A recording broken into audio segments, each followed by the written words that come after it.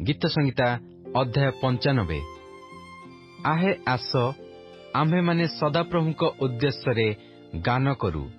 ଆମ୍ଭମାନଙ୍କ ପରିତ୍ରାଣର ଶୈଳଙ୍କ ଉଦ୍ଦେଶ୍ୟରେ ଆନନ୍ଦ ଧ୍ୱନି କରୁ।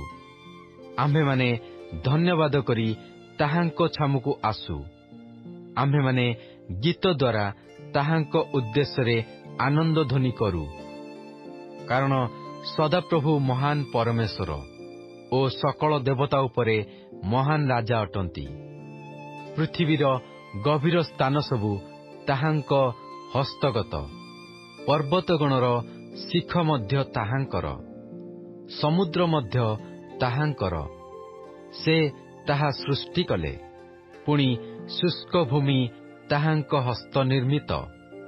ଆହେ ଆସ, ଉବୁଡ଼ ହୋଇ ପ୍ରଣାମ କରୁ। ଆମ୍ଭମାନଙ୍କ ସୃଷ୍ଟିକର୍ତ୍ତା ସଦାପ୍ରଭୁଙ୍କ ଛାମୁରେ ଆଣ୍ଠୁ ପାତୁ।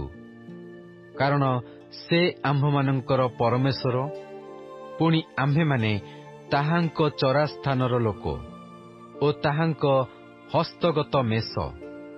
ଆହା, ଯେବେ ଆଜି ତୁମ୍ଭେମାନେ ତାହାଙ୍କ ରବ ଶୁଣନ୍ତ, ଯେପରି ମିରିବା ନିକଟରେ ଉତ୍ତେଜିତ ହେବା ସମୟରେ, ଯେପରି ପ୍ରାନ୍ତର ମଧ୍ୟରେ ମଶା ନିକଟରେ ପରୀକ୍ଷା ସମୟରେ, ସେପରି ତୁମ୍ଭେମାନେ ଅନ୍ତଃକରଣ କଠିନ କର ନାହିଁ। ସେ ସମୟରେ ତୁମ୍ଭମାନଙ୍କ ପିତୃପୁରୁଷଗଣ ଆମ୍ଭଙ୍କୁ ପରୀକ୍ଷା କଲେ, ଆମ୍ଭର ପ୍ରମାଣ ନେଲେ ଓ ଆମ୍ଭର କର୍ମ ଦେଖିଲେ। ଆମ୍ଭେ 40 ବର୍ଷ ଯାଏ ସେହି ବଂଶ ପ୍ରତି ବିରକ୍ତ ଥିଲୁ। ପୁଣି କହିଲୁ, ଏହି ଲୋକମାନେ ଅନ୍ତଃକରଣରେ ଭ୍ରାନ୍ତ ଓ ସେମାନେ ଆମ୍ଭର ପଥ ଜାଣିନାହାନ୍ତି।